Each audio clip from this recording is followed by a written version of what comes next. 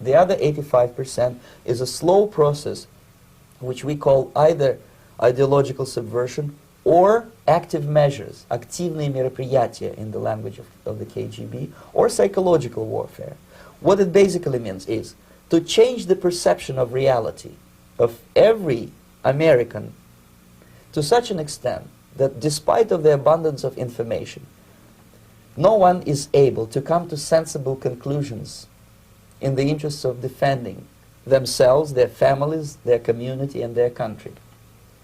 It's a great brainwashing process which goes very slow, and it's divided in 4 basic stages. The first one being demoralization. It takes from 15 to 20 years to demoralize a nation. Why that many years?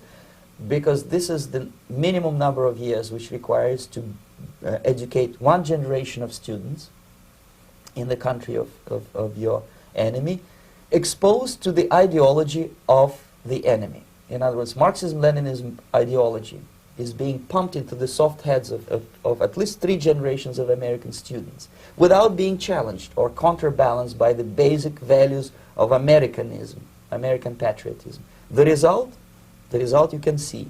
Most of the people who graduated in the 60s, dropouts or half-baked intellectuals, are now occupying the positions of power in the government, civil service, business, mass media, educational system.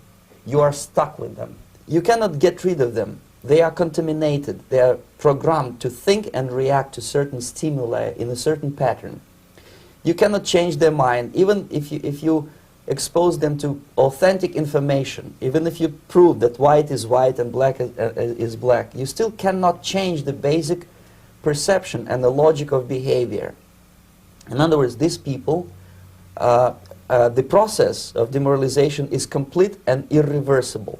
To get rid society of these people, you need another 20 or 15 years to educate a new generation of patriotically minded and common sense people who would be acting in favor and in the interests of United States society. And yet these people who've been programmed and, as you say, in place, and Yes. who are favorable to an opening with the Soviet concept, these are the very people who would be marked for extermination in this country? Most of them, yes.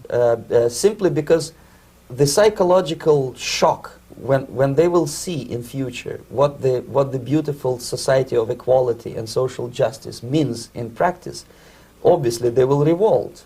They will be very unhappy, frustrated people.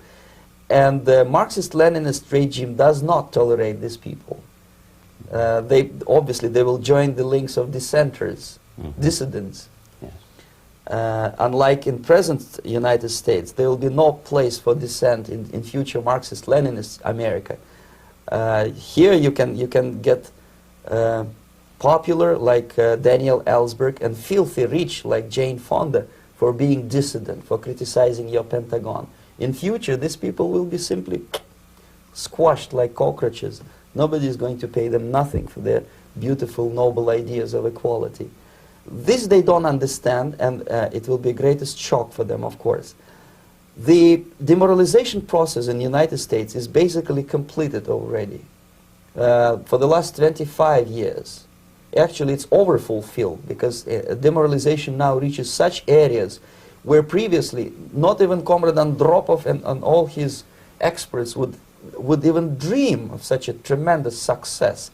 Most of it is done by Americans to Americans, thanks to lack of moral standards. As I mentioned before, exposure to true information does not matter anymore.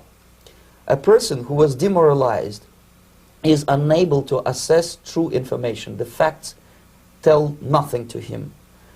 Even if I shower him with information, with authentic proof, with documents, with pictures, even if I take him by force to the Soviet Union and show him concentration camp, he will refuse to believe it until he is going to receive a kick in his fat bottom. When a military boot crashes his, then he will understand, but not before that. That's the tragic of the situation of demoralization.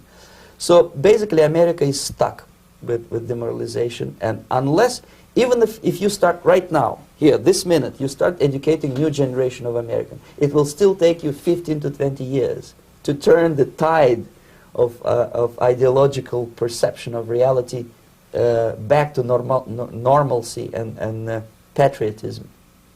The next stage is destabilization. This time, subverter does not care about your ideas and the patterns of your consumption. Whether you eat junk food and get fat and flabby, it doesn't matter anymore. This time, and it takes only from 2 to 5 years to destabilize a nation, what matters is essentials: economy, foreign relations, defense systems. And you can see it quite clearly that in some areas, in such sensitive areas as defense and economy, the influence of Marxist-Leninist ideas in the United States is absolutely fantastic. I could never believe it 14 years ago when I landed in this part of the world that the process will go that fast.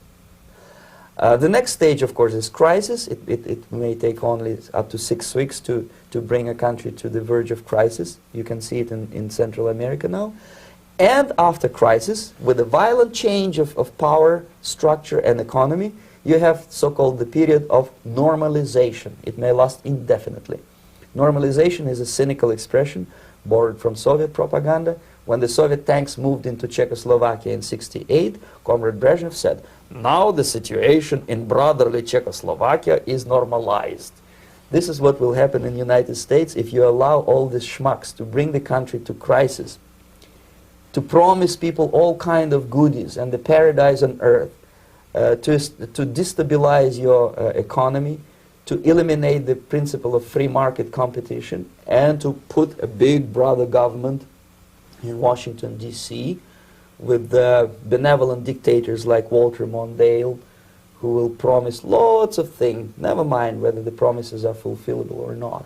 He will go to Moscow to kiss the bottoms of new generation of Soviet assassins, never mind. He will create false illusions that the situation is under control. Situation is not under control.